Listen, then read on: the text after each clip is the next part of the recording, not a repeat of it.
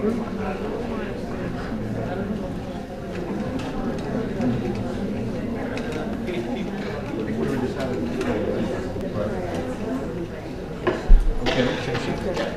now at that point in the program where, Mohamed, you have 10 minutes to cross-examine Dr. Jasser and ask him some questions.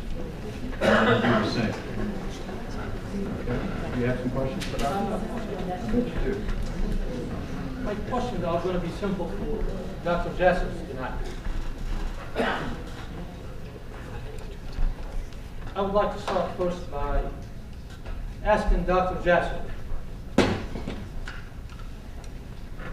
do you think the Quran is not suitable to govern and to be used as a constitution?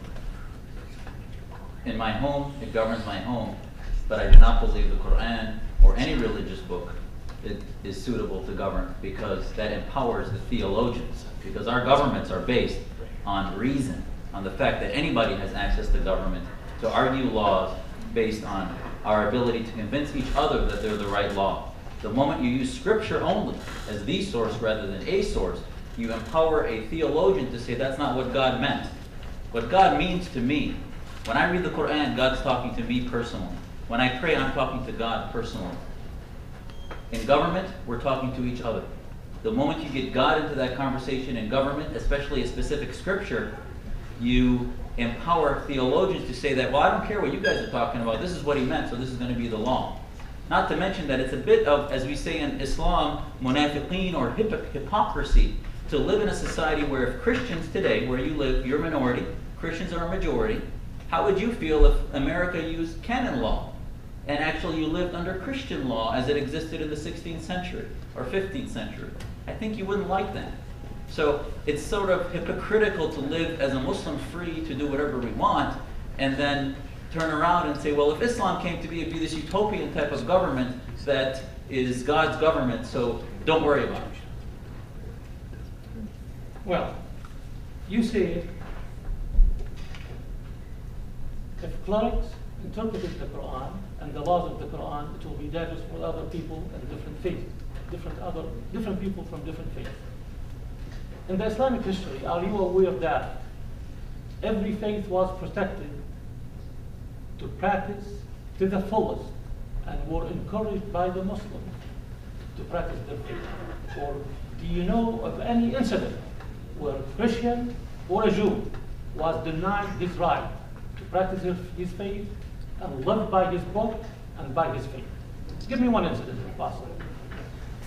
What you're talking about is this concept of dhimmi, or the protected status of Christians and Jews under Islamic rule. And you're still stuck in the 12th century.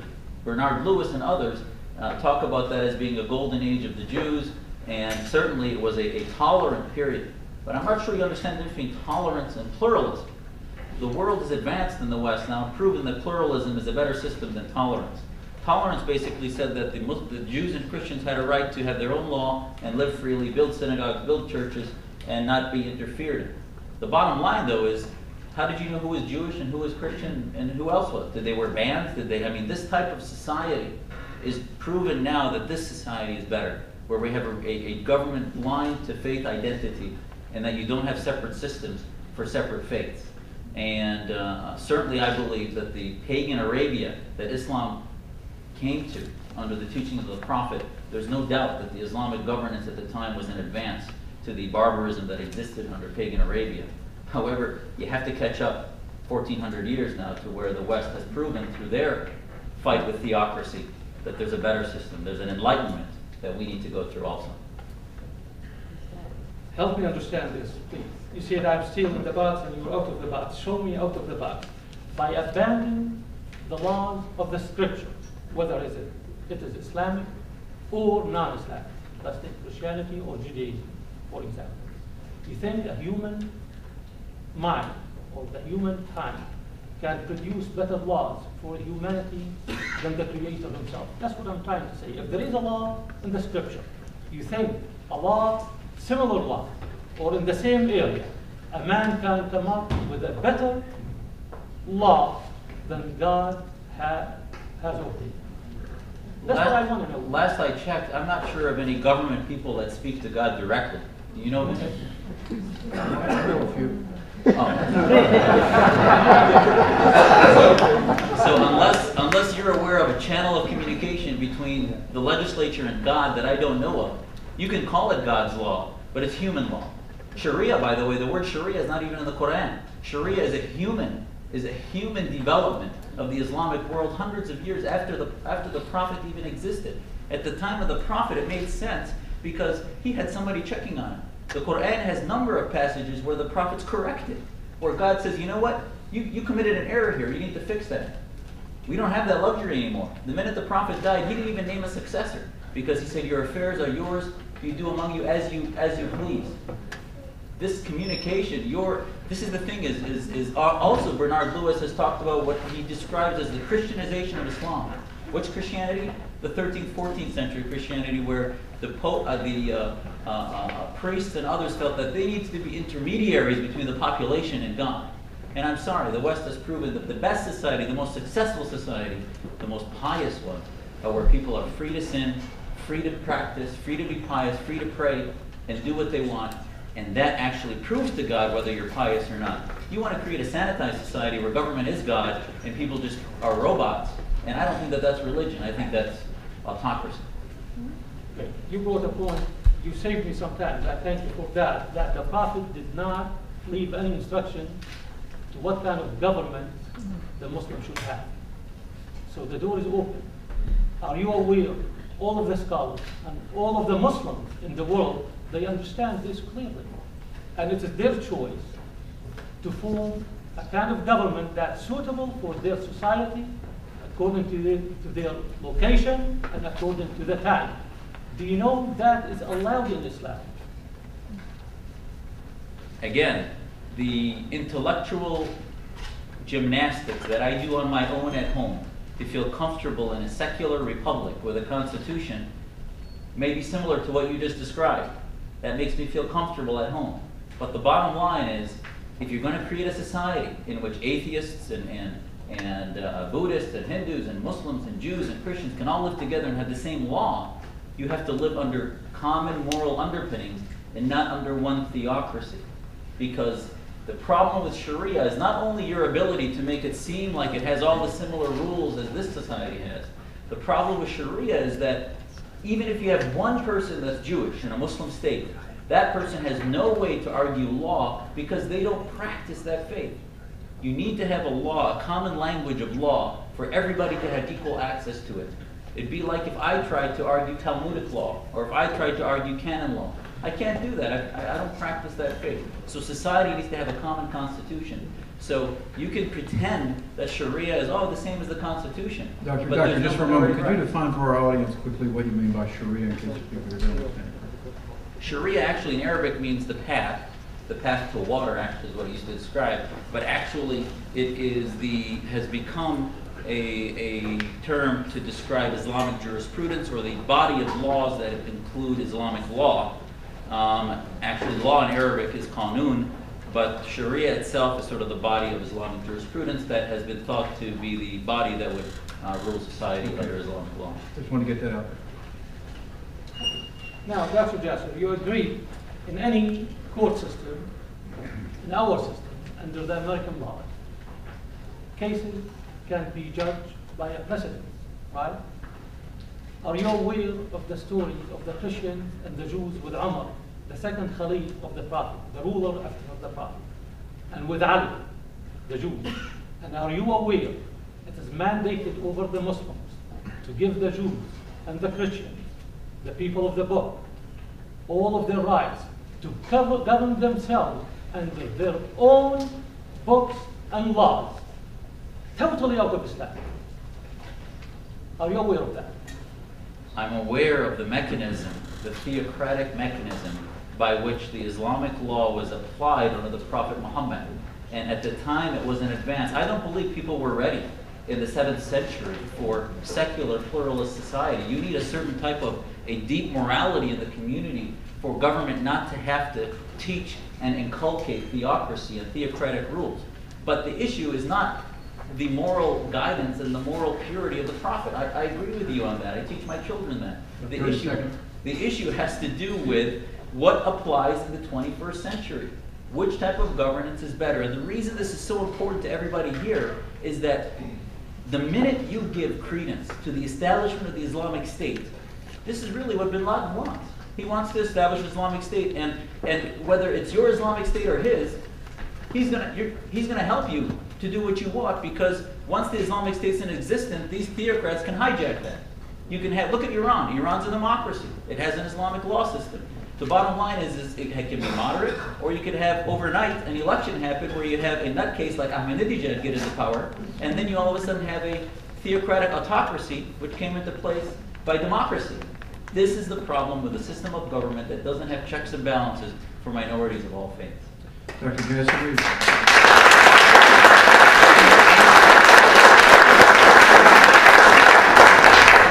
at that point now, Mohamed, where Dr. Jasser gets to cross-examine you. Thank you for your question. Dr. Jasser, now your turn for 10 minutes to do the same.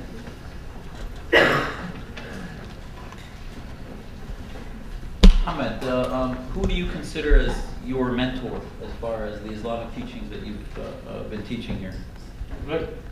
I'm very proud and privileged and blessed to have my teacher to be the late Mufti, the Grand Mufti of Syria. Was he vocal about all of the crimes against humanity that the Syrian government did under his spiritual leadership and friendship with the president of Syria? Absolutely. He was. Can you give me that example? Absolutely. Absolutely, I can give you many examples. And Kaftara was He stood up. Kaftara was friends with Farrakhan, President Absolutely Assad. not. Not at all? Absolutely not. You have pictures on your website of Kaftara meeting with Great. Little No, not on our website. Don't mix that with the website. What's on the website? Kaftara's. There's a documentary that shows Can I- Kaftara meeting with President Assad, both Hafiz and Okay. Bashar, and also with Louis Farrakhan, Well, and actually Kaftara met with Assad. Kaftara met with Bob Schuller. Kaftara met with the Pope. And by the way, who introduced Bob Can I Schuller? finish? Kaftara met with the Pope and allowed for the first time in history for a Pope to visit a mosque. Kaftara has an institution that allowed every man or woman of every faith, if they want to address the Muslim community, to come to his mosque like we do in our center and address the Muslim community. If I can We clarify cannot what- use that against Kaftara. Actually, by the way, you mentioned Bob Schuller. Reverend Schuller was introduced to Kaftara by Bill Baker, who was a neo-Nazi. By the way, you should look that up. Let me give you a quotation. In You can go 2004. with anybody you like. Well, he did. Bill Baker, who runs the Populist Party, introduced him to Kaftara. In 2004, Sheikh Kaftara said, quote, "I call on Muslims everywhere to use all means possible to thwart the aggression, including the martyr operations or suicide attacks against the belligerent American, British, and Zionist invaders. Resistance to the belligerent invaders is an obligation for all Muslims everywhere, starting with those in Iraq," unquote. That's Sheikh Kaftara, your mentor in 2004. That's what Washington did himself, sir. That's what every human being who loves freedom and loves liberty and defends his So life. so you feel That's as a not Muslim- defiance, by the way. This is my cross-examination period, so I can interrupt you when I yeah. This is against occupation and occupiers. This is not innocent people in Switzerland.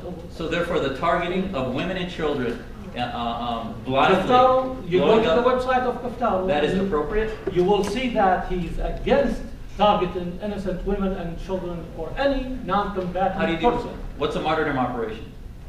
I'm sorry? What is a martyrdom A operation? martyr operation, unfortunately, is conducted by people who have no other means to fight. Okay, so you're giving it moral legitimacy. Absolutely not for everyone. However, but if I have nothing to fight with except my body, So there's an exception at the end of your sentence. and against occupation, absolutely. Go to the Patriot movie, Okay. where watch the movie and see what happened to these guys after the massacre. So you're After you're you unable see to your father or unequivocally. your son killed in front of you. You are willing to give your life, especially when you are trying So you have to no help. moral imperatives that, yes or no, you have no moral imperatives that you'll live by without exception. I am for freedom. I am for liberty. Is yes or and no? every Muslim is for that. Mohammed, yes or no? Well, Is let me- there ever a moral This is imperative? my But it's yes or no? Is there a moral imperative that you ever will live Define- by without well, exception? according to the freedom that people long for everywhere in the world, according to the moral and free people, you fight, give me liberty or give me death. So Who said therefore- it, my so ladies therefore and what's gentlemen? the- Who said that?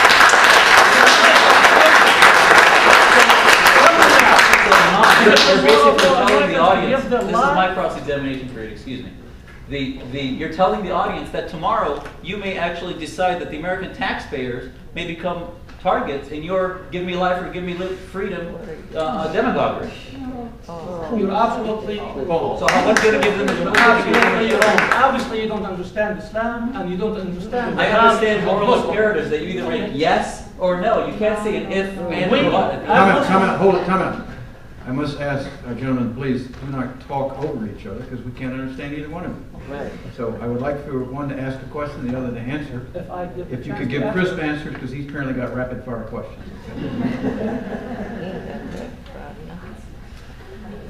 If you want to say, what's the question again? Go ahead. What's the question? Can you right here, yes or no, unequivocally condemn the targeting of innocent women and children in restaurants in Tel Aviv and Baghdad, in those two if you call them out, whatever you want to call them, can you unequivocally condemn that? I will give you more. Yes or Anybody? no? Listen. Listen. It's easy answer. As a You're moral gonna leader, hear. yes or Give me no? a chance. Okay, good. Anybody who targets innocent people, whoever they are, wherever they are, whether it is from Hamas, if that's what you're looking for, or the Islamic Jihad, or anybody who claims he's acting within his faith, target innocent people is a terrorist. Is that a yes? Take it any Non-combatants, way you want. innocent you can fudge any way you want. I'm talking about non-combatants, people not wearing military uniform, being targeted by people who have not declared a formal war outside Geneva Convention. Can you condemn that, yes or no? My friend, you know the American forces killed hundreds of thousands And of then you wonder people why they're and confused. killed and called them collateral damage. Okay? They were called collateral damage. When you are under an occupation, where everybody in the occupied territory, your enemies, the settlers, and everybody in that How about in front of the audience? Let's between try the age this. of 16 to 40 or 60 even is armed. He's your occupied. Let me try this. And if he's Can blaming- you condemn the organizations that do this? If you just said that targeting innocents is bad, I just can you said- condemn publicly Hamas, Muslim Brotherhood? What did I say just You said it. You said it. Okay. Anybody, Hamas, Hezbollah, Great. Islamic Jihad, Okay. we have anybody who agreement. does that, attack innocent people is a terrorist. These people, my friend, are fighting occupation. And everybody in their land is an occupier. Wait a minute. You just condemned them, but you're giving them a reason. Well, again, give me liberty or give me death. You were occupied by the United Kingdom, and No, I you think- thought this is okay for you? Mohammed, I think we Let me need a ask point of you- clarification. Point of clarification. I need a point of clarification. You just condemned them and then you compared the American founding to terrorism. Am I right? What about the American Indian? Isn't that what they said? Patrick Henry said it or he didn't say it? Why did he say it? Tell me. Patrick Henry attacked women and children in their homes and blew them up in their backs. Well, sir, there were a lot of atrocities. That might be the Both Hafiz sides. Essed textbook on American history, but not the American Both history I sides. learned. Now we're here. Yeah, really.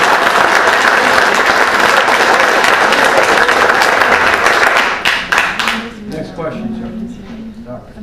Do you agree that over 90% of the terrorist acts committed in this world have been done by Muslims in the past 10 years?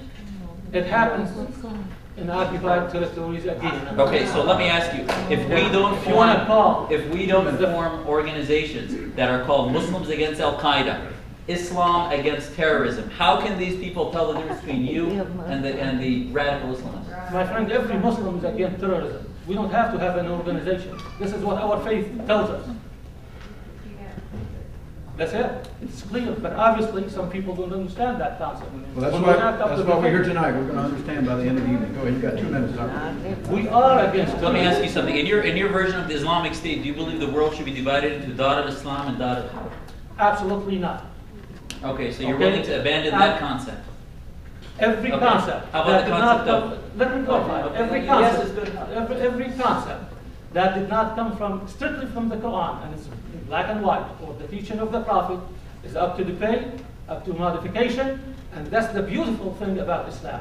Islam grows with the community, with the societies, it evolves with them too, and it adapts to every modern society there is. And I believe you're of the Shafi'i school of thought. The Shafi'i school of thought teaches that if somebody leaves the faith of Islam, they should be killed. Are you willing to publicly say that that should be condemned? This is not up to me, my dear friend. I'm asking, are you willing to publicly say that that is immoral for people that leave Islam to be killed? No, don't say nothing. Let me say it again. 1 minute. This is not for me to decide or anybody else to decide. People It's a who are moral question. It's It's a a moral moral question of question. freedom. Yes or no? I You don't don't need an understand imam the to tell me that concept that's of wrong. you don't understand the concept of the Islamic community. We think once you are a Muslim, you are a part of a community. And when you leave the community, you are committing treason. That's the way that thought So we're is going on. to war. So that's why I asked about war. So basically we're constantly in Dar al-Islam and Dar al-Harb, which means war. What is he? I don't know where you got that. You are stuck in the 14th century. If you go to the school of thought I learned, you will be totally different. So therefore, if somebody You are leaves, stuck with the 14th century's book. It didn't review the modern theology of Islam. It is not available So don't you see, in English for you. That's what I think. Mohammed, you don't see that what you just said, if you have somebody in the audience at your mosque that hears that, may find that as a tool or a permission to go and kill somebody that became a Christian? Let me tell you this. In my mosque, I've been preaching for about 12 years in this area. 12 years. Not one single time I gave a political sermon or asked anybody to dwell on these issues. That's not what I asked. Okay? Okay, but let me ask you this, ladies and gentlemen. I'm stuck in the 21st century, and I've got to follow the rules of the timekeeping. And we've just finished our cross-examination. We are now going to stop for 30 seconds to flip some tapes. Remember that, Carol? We're doing that right now, okay? And then let me know when you're done. And then what we're doing next now, ladies and gentlemen, we're going to bring you into the conversation. This is time for you to ask questions and answer. And the way we're going to do that is have you come to a microphone, but I want you to have a microphone with you. There used to be a microphone here. We want you to line up behind the invisible microphone.